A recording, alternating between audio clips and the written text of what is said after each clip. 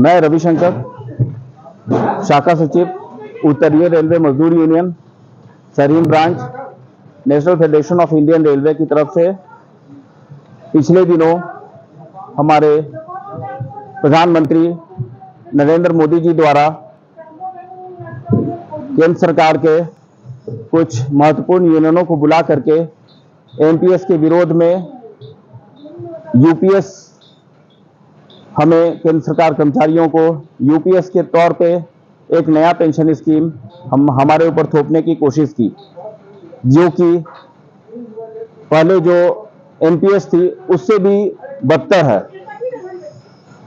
Old pension scheme चूंकि हमारी social security है, रिटायरमेंट के बाद हमारे सभी केंद्र कर्मचारी जो कि ओल्ड पेंशन स्कीम के तहत आते थे, उन्हें बहुत सारी अपनी जिंदगी जीने का एक आधार मिल जाता था और उसको 1/1/2004 के बाद सरकार ने उस पेंशन स्कीम को खत्म करके एक तो नया पेंशन स्कीम दिया। हम कुछ समय तक विरोध किए और इस साल जब केंद्र सरकार को झटका लगा, वो कुछ कम सीट लेकर के आई, तो उन्हें पता चल गया कि कर्मचारियों की ताकत क्या है। अगर हम उन्हें जल्दी से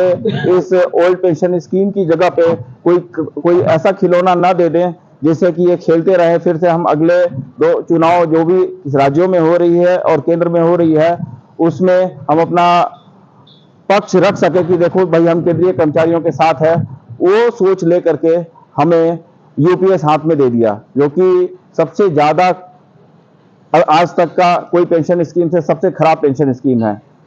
हमारे पैसे हमसे छीन लिए गए। वो बोल रहे हैं कि हम आपको पेंशन में कंट्रीब्यूटरी जो भी पैसा आप देते हैं उसमें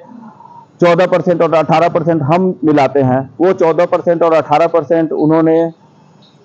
जो इनके गिने चुने निजी हाथ हैं, जैसे अंबानी हो, अडानी हो, उनको दे रहे हैं कि आप ये पैसा लेकर के आप अपना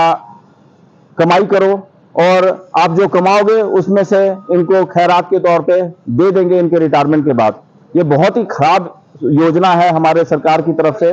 और आज दिनांक 23 तारीख से लेकर के 27 तारीख तक पूरे भारतीय रेलवे में जितने भी उत्तरी रेलवे मजदूर union national federation of Indian railway की शाखाएं हैं, वहां पर इस यूपीएस स्कीम का विरोध कर रहे हैं और हम ओल्ड पेंशन स्कीम को मांग को लेकर के बैठे हुए हैं। हम सरकार तक ये अपनी आवाज पहुंचाना चाह रहे हैं कि सारे कर्मचारी इस योजना से खुश नहीं है और हमें जल्द से जल्द ओपीएस ही दिया जाए। जो भी ओपीएस थी वही उसी रूप में हमें दे दिया जाए। नाम बदल करके हमें एनपीएस की जगह यूपीएस मंजूर नहीं है।